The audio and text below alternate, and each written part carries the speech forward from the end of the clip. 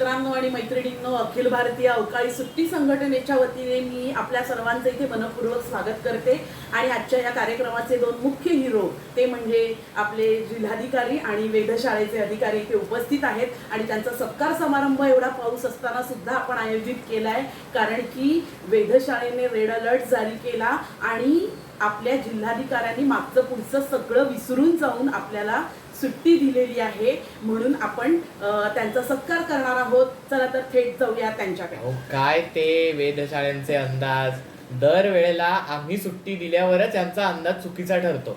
सगळा दोष या वेधशाळेचा आहे। इकडे आज पहिल्यांदा असं होतंय की वेधशाळेने रेड अलर्ट जारी केला, आम्ही सुट्टी दिली आणि त्यानंतर सुद्धा पाऊस पडतोय। अहो असं काय करता तुम्ही, आम्हाला कसं काय बोलता? यंत्रणांकडून आम्हाला मिळणारे जे आमच्या यंत्रणांकडनं सगळे अंदाज आहेत त्यानुसारच आम्ही वेधशाळा अंदाज वर्तवत असतो। आता त्यामध्ये जर मध्येच तिकडचं काही रूप बदललं किंवा पावसाने त्याचा रोग बदलला, वाऱ्यांची दिशा बदलली, सगळं वातावरण बदललं आणि पाऊस थांबला तर त्यात आमचा काय दोष असतो? लोकांना फक्त आम्हाला बोलायचं असतं वेधशाळेचा अंदाज। हिरो तर तुम्ही ठरता, लोक नुसते चातकासारखी वाट बघत असतात। जिल्हाधिकारी पाऊस कधी पडतोय, रेड अलर्ट कधी जारी होतोय आणि यांना सुट्टी कधी मिळते याचं खरे हिरो तुम्हीच आणि आम्ही दोषी वेधशाळा, वेधशाळेचा अंदाज। ठीक आहे, असो तुम्ही तुमचं हे वाद आणि भांडणं आपण नंतर बघूया। आपण आता सत्कार समारंभाला थेट जाऊया।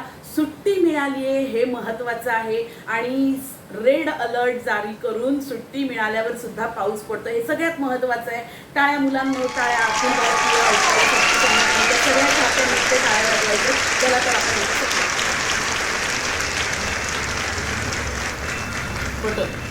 टाळ्या मुलांनो। आत्ताच आपण टॉवेल देऊन जिल्हाधिकाऱ्यांचा आपल्या सत्कार केलाय। पाऊस आणि पाऊस आल्यावर पावसात भिजले तर त्यात अंग पुसण्यासाठी टॉवेल लागतं, म्हणून बाकी कुठलीही गोष्ट न देता आपण त्यांचा टॉवेल देऊन सत्कार केलाय। मी जिल्हाधिकाऱ्यांना विनंती करते की त्यांनी वेधशाळेच्या अधिकाऱ्यांचा सुद्धा सत्कार करावा।